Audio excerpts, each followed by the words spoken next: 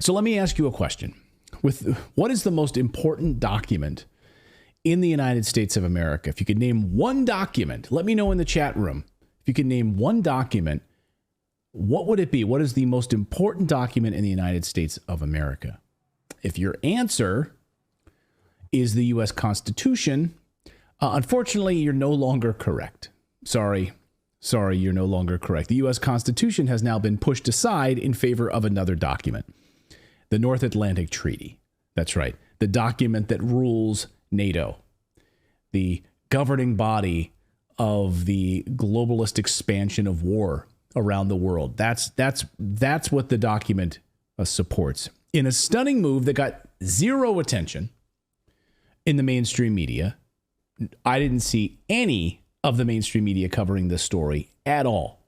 None of the major papers, the major news networks, nobody. So, stunning move that the United States Senate voted down an amendment, a simple amendment to the 2024 National Defense Authorization Act, the defense budget. Simple amendment. What was that amendment? Here's how Senator Rand Paul, who proposed the amendment, described it. Here's his tweet. Today, I offered an amendment to the Defense Authorization Act that would have clarified Article 5 of the NATO treaty does not supersede the Constitution, meaning the Constitution is more important than a NATO treaty. That's all it would do. It would just clarify to make sure that we all understand where the Constitution sits in this pecking order. Here it is from Senator Rand Paul. Here's the actual amendment itself, which is stunned to have given the U.S. sovereignty away to NATO. Here it is.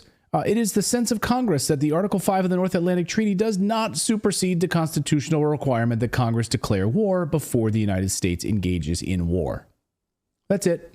Very simple.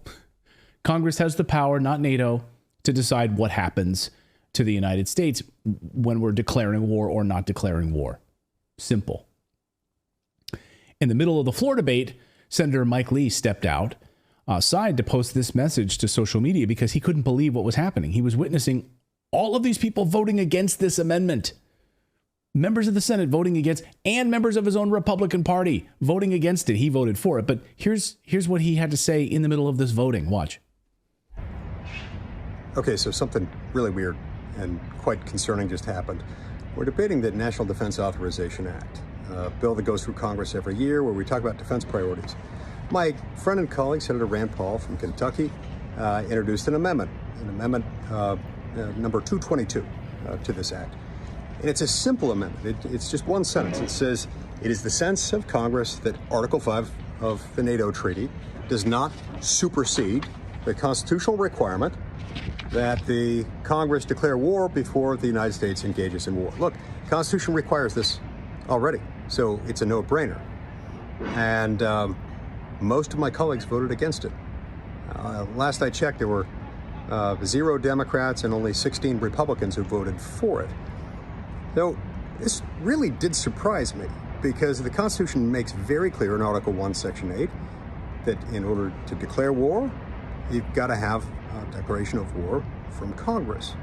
The president can't do that on his own. And we certainly don't want a treaty deciding that for us and taking us to war.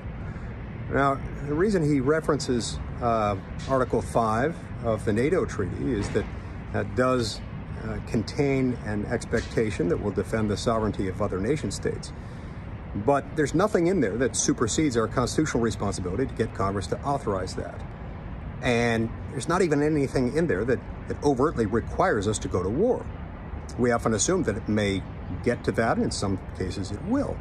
But I think it's very, very dangerous to have a situation where you could go to war solely by virtue of a treaty provision that itself doesn't require you to go to war, much less supersede our own Constitution.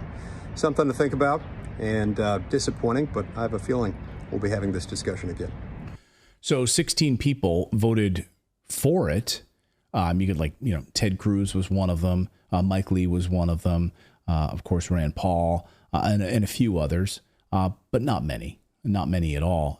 And it should, and as Rand Paul then tweeted, it should have been an easy vote to affirm the Constitution. To vote against affirming the Constitution actually places doubt in the Constitution, but it was defeated 83-16. He tweeted.